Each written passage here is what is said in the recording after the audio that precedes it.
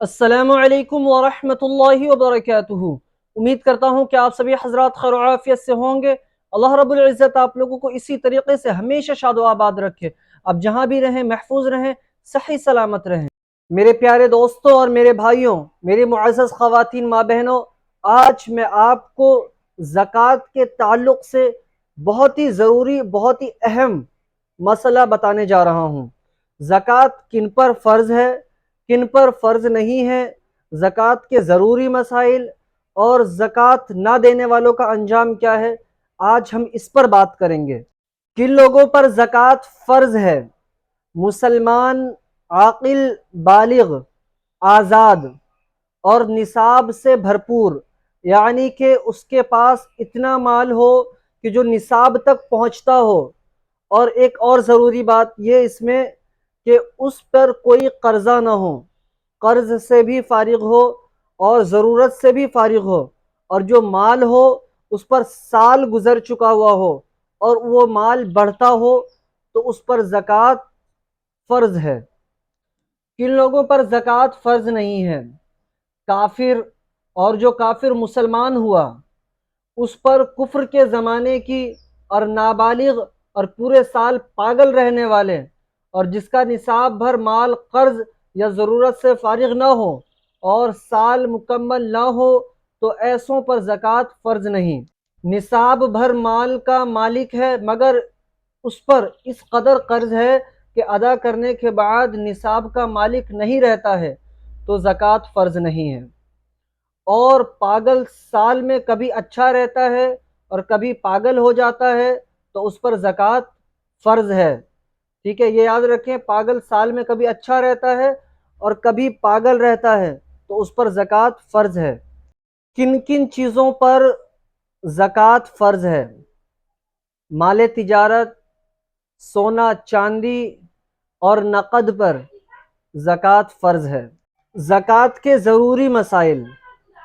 ज़कात की रकम अगर आप किसी को देते हैं, यानी कि जो मुस्तहिक है, तो उसको उसका मालिक बनाकर दें तो आपकी ज़कात कबूल होगी। बग़ैर मालिक बनाए हुए देना, उससे ज़कात अदा नहीं होगी। अगर कोई शख्स ज़कात का मुस्तहिक है और कोई इंसान, जैसे कि आज बहुत सारी जमाअतें, बहुत सारी तंजीमें उसको मकान रहने के लिए देती हैं ज़कात के तौर पर, तो वो ज़कात अदा नहीं होगी। लेकिन अगर उसको मालिक बना दिया जाता है तो वो ज़कात अदा हो जाएगी। अगर मालिक नहीं बनाया है तो ज़कात अदा नहीं होगी। इसी तरह खाना फ़कीर को दे दिया, अब वो खाए या ले जाए, ज़कात अदा हो जाएगी।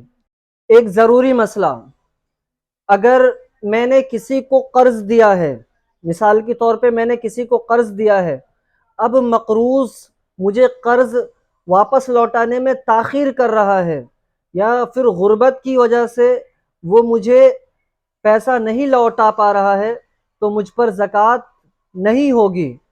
और अगर वो बाद में मुझे वो सारे पैसे लौटा देता है तो फिर गुज़रे हुए साल, यानी कि जितनी ताख़ीर की थी उसने, अब साल गुज़रे थे 2 साल, तो फिर मुझे गुज़रे हुए तमाम सालों की ज़कात अदा करनी होगी।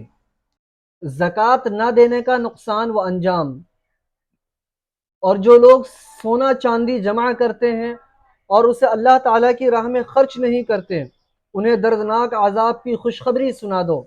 जिस दिन वो जहन्नम की आग में तपाए जाएंगे और उनसे उनकी पेशानियाँ और करवटें और पीठें दागी जाएंगी और उनसे कहा जाएगा कि ये वो है जो तूने अपने नफ्स के लिए जमा किया था, तो अब चखो जो जमा करते थे।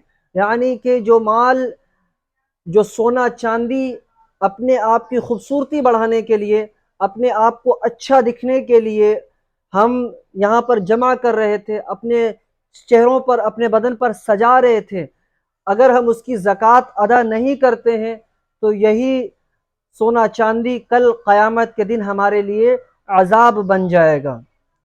उम्मीद करता हूँ कि आपको ये चंद बातें पसंद आई होंगी।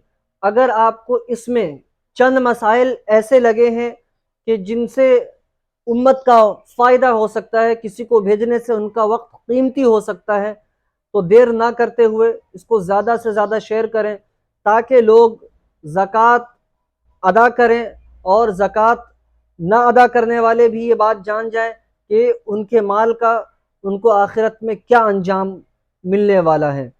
تو مجھے آپ اپنی دعاؤں میں یاد رکھیں۔ میں آپ کا اپنا شاہ عالم نظامی۔ السلام علیکم۔